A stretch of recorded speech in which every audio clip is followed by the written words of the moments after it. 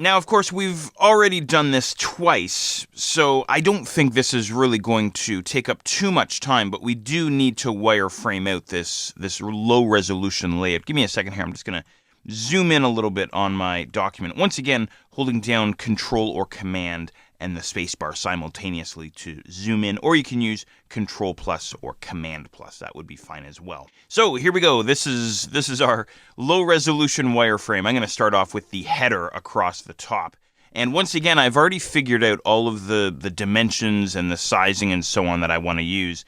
So I'm going to go and grab my rectangle tool out of the toolbox. You can tap your M key, of course, on your keyboard if you wish. And let's see, this time I think what I'll do is I'll just single click with my tool once again to drop me into the rectangle dialog box here that appears.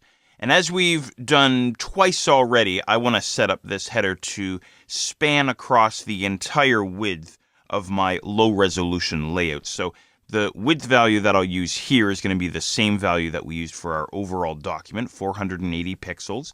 And then I'll just tap the Tab key on my keyboard to move forward to the height field. And the height that I'm going to use is going to be 130. Okay. And then I'll go ahead and click on OK. There's our header object. I'll tap the V key on my keyboard. Now, if you want, you can eyeball this. You can go and position them, something like this. Or we could use our align panel, or we could use our transform panel if you wanted to as well. Once again, transform, Shift F8 on your keyboard. And what I could do here is I could set my X and Y values both to 0. Okay, that's perfectly fine.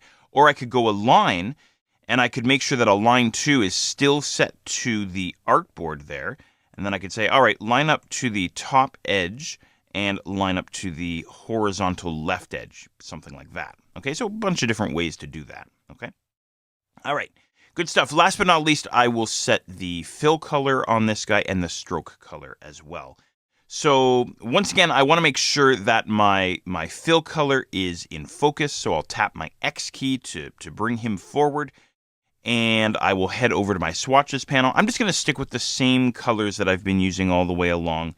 So the fill color is going to be this guy here, 20% gray. And then I will tap my X key to flip me over to my stroke color, or to bring the stroke into focus. And for him, I'm going to use this gray value here, 70%. Okay, and I'll just increase his stroke weight, his stroke thickness to 2 point. Okay. All right, there we go. There's our wireframe header set up there. There's one other thing that I want to mention here, which I neglected to mention earlier with our medium resolution layout, and that is the alignment of the stroke itself. So I'm going to select this object, and then over on the right-hand side, look for your stroke panel. He should be in there, or you may have to head to your window menu to look for your stroke panel.